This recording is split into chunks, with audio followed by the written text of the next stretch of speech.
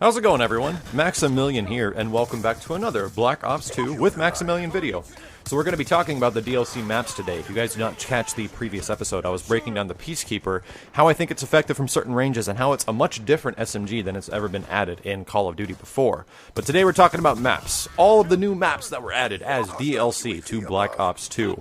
And it's overall a good impression. I was talking about this before, how in the previous video, I think the maps in Black Ops 2 for the DLC faction are actually pretty good. The most part of these maps have pretty intense areas where like the B flag would be for the majority of domination games. I haven't played much team deathmatch on them, but for the most part, a lot of objective-based games like Kill Confirmed and stuff like that seem to roll pretty well on the majority of these maps, and they actually have really good flow. I think they're actually better than some of the maps that are already included in the base, Black Ops 2 pack. A lot of the maps in Black Ops 2, personally to myself, I don't absolutely love. There's a lot of maps in Modern Warfare 2 and COD 4 and even World at War that I just absolutely love, and a couple in Black Ops as well. But in Black Ops 2, all the maps to me personally, they're all good. They're all good. There's a couple that I don't really favor very much. But for the most part, they're nothing that would I just go, oh my god, Afghan, oh my god, something from COD 4. I can't remember the names of them right now because it's been so long. Nonetheless, those maps were frequent, and those like half the maps you just went, this is totally awesome. In Black Ops 2, I don't really feel that way. I feel they're good. They're way better than Modern Warfare 3 maps by leaps and bounds, but they're nothing to freak out over. Nonetheless, let's talk about the 4 maps that were added in the Revolution DLC. I'll go over, I guess I'll start from my least favorite to my most favorite. I'd say my least favorite between all of these is Hydro. Although Hydro is not a bad map, it has a what I call Treyarch intricacy to it. And it's the fact that it is on a dam with flowing water everywhere, and this guy on a PA speaker will come on every once in a while, which means that the underwater portion and during certain parts of the map, water is going to flow through and immediately kill you. Treyarch really loves to do these kind of things with their maps, as far as making the maps like hazardous in some ways and changing the way how you play. It can be frustrating at times, but it actually is one of the coolest parts of Hydro. Hydro's a very parallel map. Like, each side is extremely similar to the other side. There's areas where you can go under the ground to get through areas, through to B in different ways, which is good. I think that design of map is the best part because it's the most fair for the majority of players.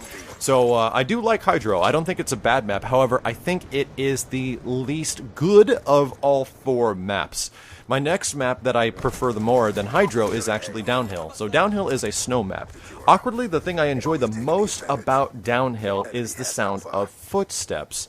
If you step in the snow in this map as your character, it makes this really like rough crunching sound, like you're really impacting into snow. It's actually pretty cool. I do like that a lot about it. What also is unique is that sound is very loud, so you actually can hear people, I've noticed, a lot better on Downhill than any other map in this game. So it's kind of funny how the huge gripe that people have with this game, that you can't hear footsteps and everything, Downhill, this map kind of alleviates it, which I enjoy. But for the most part, the map is pretty tiered based. There's a high end portion near A and C, and it goes down a bit into B where it sinks in, and there's like there's a huge scaffolding that lines up all of these like passenger cars that go through where you would like snow lift people, and these snow lifts can actually kill you in a heartbeat. Like, literally, you will die if you even touch one barely, so you gotta stay far away from those. For the most part, there's a pretty annoying thing above B. There's this little really powerful window that people can look out, and as soon as you get that window, you kind of just win all of domination. That kind of bugs me, but for the most part, aesthetically, it's a pretty good looking map. I think when I compare it to other maps, it kind of reminds me of, there was a map that came out from Modern Warfare 3 in the last DLCs where it was like a rugged, like, western, like coal mine or something like that. It was absolutely fantastic. I loved that map in Modern Warfare 3. It just kind of sucks that it came out way too late. Moving on, the next map that I prefer is Mirage. So Mirage is in a, kind of like an Asian temple city area. Everything's been covered up by sandstorms, but this map is actually pretty damn fun. It has clear paths and pretty good lines of sight throughout a lot of areas. There's a couple of really good power positions, however. But what's good is that those power positions can be grenaded or C4'd fairly easily. I think it's kind of odd that B is sunken in so much, especially in domination game types. B falls like 10 feet below everything else, so it's really susceptible to just chucking grenades and C4. down there if a guy's going to be capping it. So on Domination it can be pretty rough, but I do like this on Kill Confirmed, probably more than any of the maps in Revolution. If you guys get a chance, try Mirage in Kill Confirmed.